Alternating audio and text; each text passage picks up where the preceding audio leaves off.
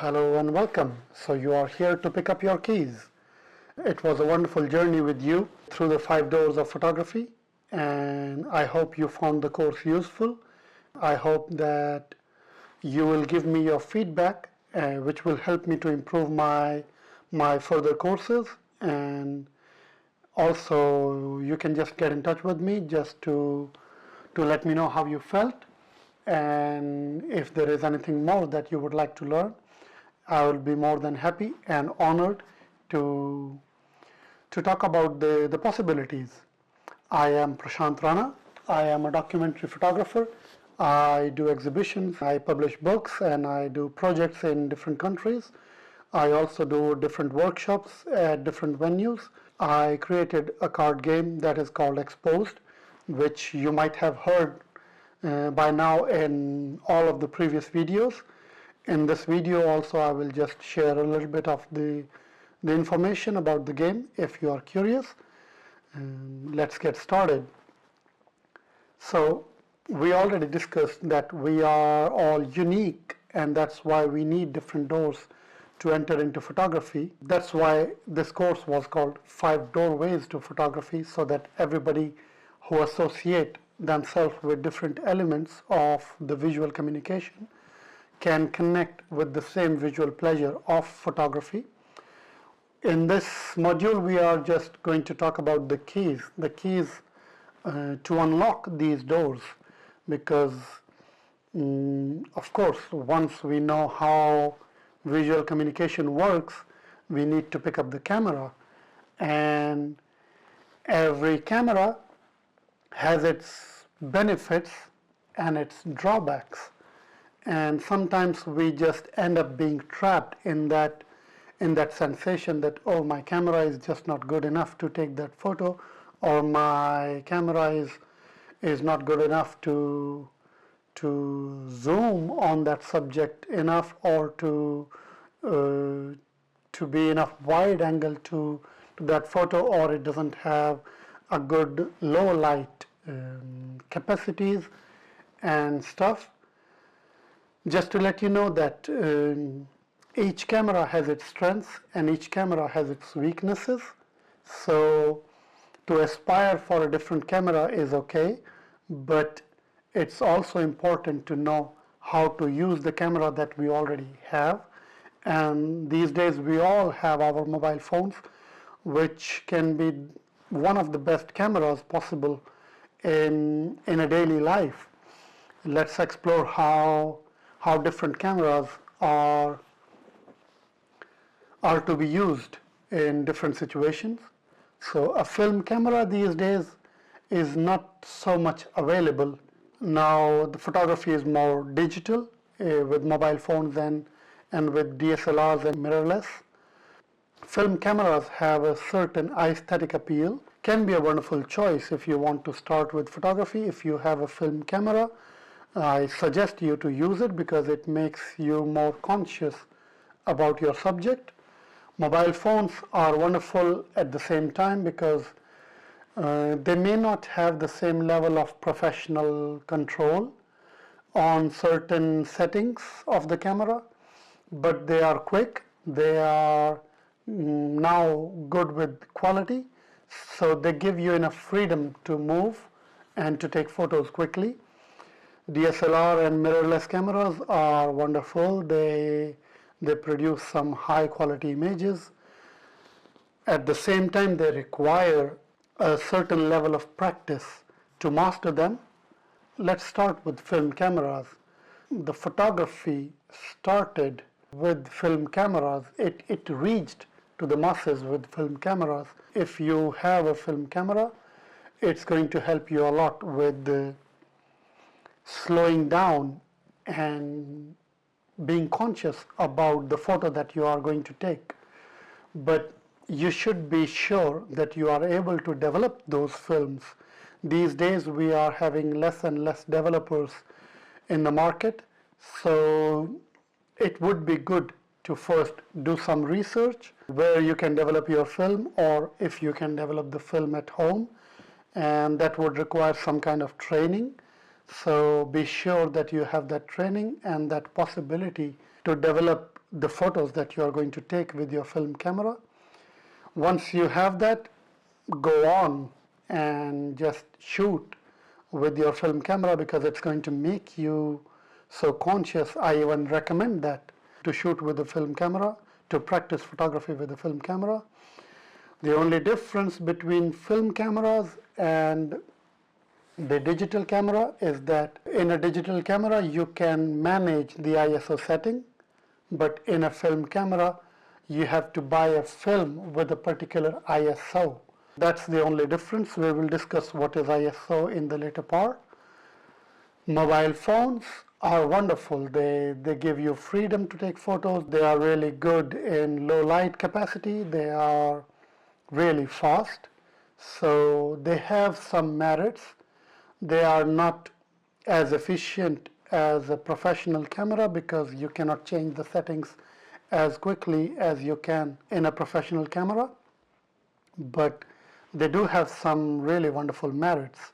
One drawback, apart from not being able to change settings quickly, is that mobile phone is primarily a phone, not a camera. So the companies are not going to put big sensors in mobile phones, at least not for now. But they are still good enough to shoot in any condition and to print those photos in a decent size. So that's the only drawback, but that's not a really big thing if you love photography and you rely on the 5 doors of photography that we just discussed. These doors will help you create wonderful images even with your mobile phone. In fact, a mobile phone is best tool to practice these 5 doors, because you cannot quickly change settings, so you don't get distracted by the settings and you are focused on these 5 basic elements of photography, which will help you advance in your visual storytelling faster than if you have a professional camera and you use that camera and you are just entangled in those settings. So just use your mobile phone to the best way possible. DSLR cameras and mirrorless cameras are wonderful. They give good quality photos. They give you a lot of control in your photography. But sometimes we keep aspiring for something better, something more advanced. And let's see how much we actually need it and how much is just the desire to have a new gadget in our kit. If you are using your professional camera in automatic mode, you are just using that camera as a mobile phone. You need to go out that automatic mode and you need to come into manual mode, where you are going to handle more aperture, to handle your depth of field, or you are going to play with your shutter speed to manage the motion blur or to manage the stillness, or you are going to use your ISO setting to handle the low light and to know how to use this triangle between shutter speed, aperture and ISO is really the key to use your professional camera to the optimum level. It takes practice, it takes time, so don't be sad if you are not satisfied with the photos in the beginning. Your brain is actually training itself to use that camera. It's like tuning a musical instrument. You don't play a guitar right away. You learn to tune it. You learn to play bad in the beginning. The fingers hurt, but eventually you are learning and you reach to a level where you can play just like an extension of your body. The same thing happens with using a professional camera. It takes time, but eventually you reach to the level where you start creating wonderful images with your camera.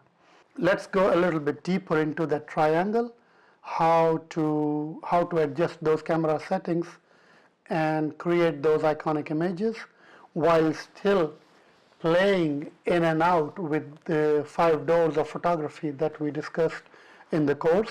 Depth of field. A narrow depth of field is when your subject is in focus but the background and the foreground are blurred. A large depth of field is when a vast array of background and foreground along with the subject are roughly in focus.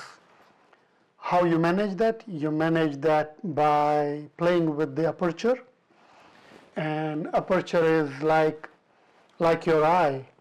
When there is low light, you open the aperture. That means you go towards the lower number in the f-stops, and when there is enough light or more light, you narrow down the aperture. That means you go towards the higher number of aperture, and you use it like your eye. Once you are comfortable with this setting, you just start playing and you start finding your sweet spot of what kind of images you like. Usually the sharpest images are between 8 and 11. So if you are practicing with aperture, just keep that in mind. Here you see the shutter speed and ISO and aperture. This chart is available on internet. You can just download and keep it with you to practice more. With the low number of aperture, you have the background more blurred. With higher number, you have the background more clear. With the higher number of shutter speed, you freeze the motion. With the lower number of shutter speed, you have more blur.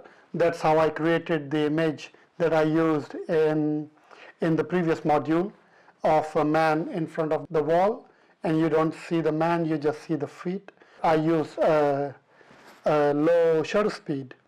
ISO is the sensitivity of your camera towards light. That sensitivity is standardized by an international organization, so it means it is the same for all cameras. In low ISO, the image is more clear. In high ISO, because the camera is more sensitive towards the light, the camera puts more information to compensate for the darkness, and that's how you get more grains in the photos on high aperture. You can use that as an aesthetic choice as long as you know where is your limit.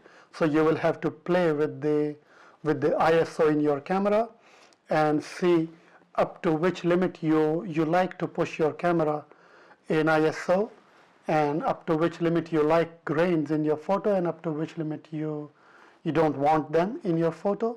So just play with the ISO settings and try to find your sweet spot. In this image you can see how higher ISO actually infuses more grains. But these days cameras are changing, so even with high ISO, sometimes we don't have that much grain. Now, these settings are not the end of photography. These settings are actually the starting point of technicality in photography. As you grow in your photography, you will be handling white balance, which mode to use, shutter priority or aperture priority, or sometimes maybe automatic mode is the best mode that you can use.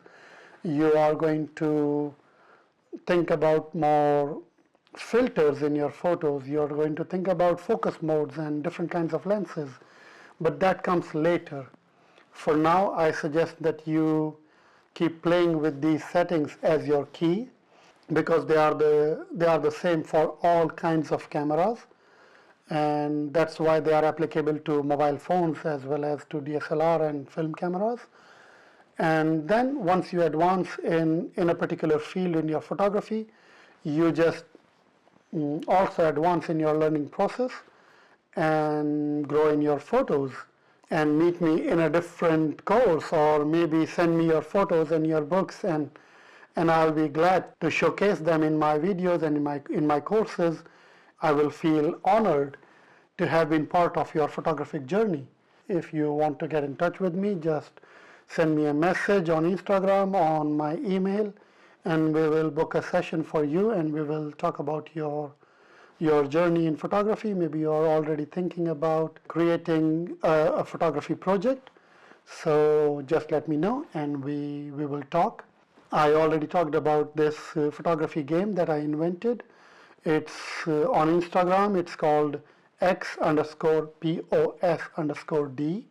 you can send a message on Instagram, and we will be happy to respond to you for any question or any further information. The game is available on Kickstarter. If you buy the game on Kickstarter, it comes with a book that is going to guide you through photography. Although you don't really need a training to play this game, you can play this game at any age with any number of people. You can turn this game into a bonding activity with your children.